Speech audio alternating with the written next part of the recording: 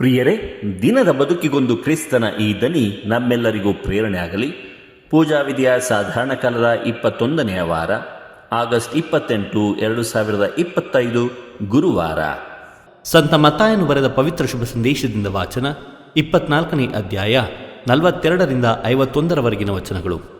ಆ ಕಾಲದಲ್ಲಿ ಯೇಸು ತಮ್ಮ ಶಿಷ್ಯರಿಗೆ ಹೀಗೆಂದರು: ಎಚ್ಚರಿಕೆಯಿಂದಿರಿ, ನಿಮ್ಮ ಪ್ರಭು ಯಾವ ದಿನ ಬರುತ್ತಾನೆಂದು ನಿಮಗೆ ತಿಳಿಯದು.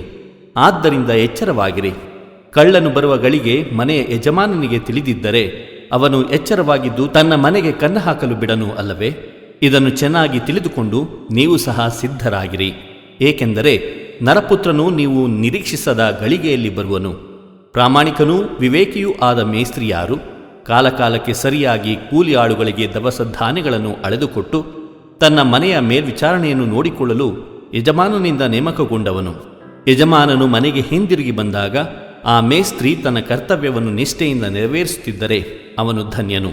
ಅಂಥವನನ್ನು ಯಜಮಾನನು ತನ್ನ ಎಲ್ಲ ಆಸ್ತಿಪಾಸ್ತಿಗೆ ಆಡಳಿತಗಾರನನ್ನಾಗಿ ನೇಮಿಸುತ್ತಾನೆಂಬುದು ನಿಶ್ಚಯ. ಆದರೆ ಆ ಮೇಸ್ತ್ರಿ ದುಷ್ಟನಾಗಿದ್ದು ನನ್ನ ಯಜಮಾನ ತಡ ಮಾಡುವನು ಎಂದು ನೆನೆಸಿಕೊಂಡು ತನ್ನ ಜೊತೆಯ ಸೇವಕರನ್ನು ಹೊಡೆಯತೊಡಗಿದರೆ, ಕುಡುಕರ ಸಂಗಡ ತಿಂದು ಕುಡಿಯಲಾರಂಭಿಸಿದರೆ, ಅವನು ನಿರೀಕ್ಷಿಸದ ದಿನದಲ್ಲಿ ತಿಳಿಯದ ಗಳಿಗೆಯಲ್ಲಿ ಯಜಮಾನನು ಬರುವನು.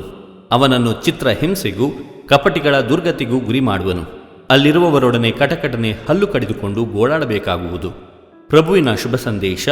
ಕ್ರಿಸ್ತರೇ ನಿಮಗೆ ಸ್ತುತಿ ಸಲ್ಲಲಿ. ಚಿಂತನೆ: ಕ್ರೈಸ್ತಿಯ ಬದುಕು ಎಚ್ಚರಿಕೆಯ ಬದುಕಾಗಬೇಕು.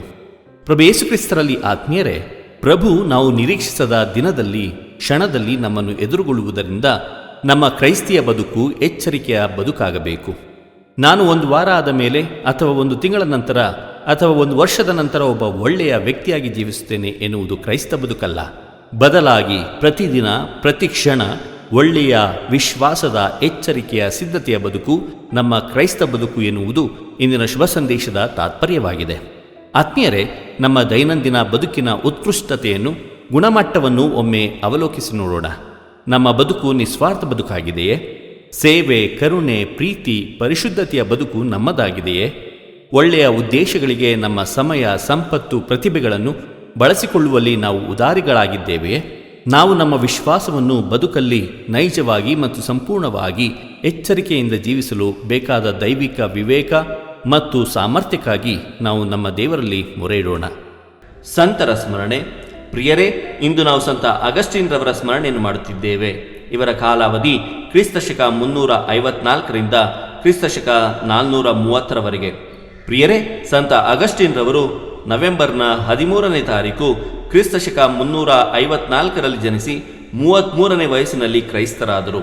ಅವರು 36ನೇ ವಯಸ್ಸಿಗೆ ಧರ್ಮಗುರುವಾಗಿ 44ರಲ್ಲಿ ಧರ್ಮಾಧ್ಯಕ್ಷರಾದರು. ಒಂದು ಕಾಲದಲ್ಲಿ ಹೀನ ಪಾಪಿಯಾಗಿ ಎಲ್ಲರಿಂದ ನಿಂದನೆಗೆ ಒಳಗಾಗುತ್ತಿದ್ದ ವ್ಯಕ್ತಿಯಾಗಿದ್ದರು.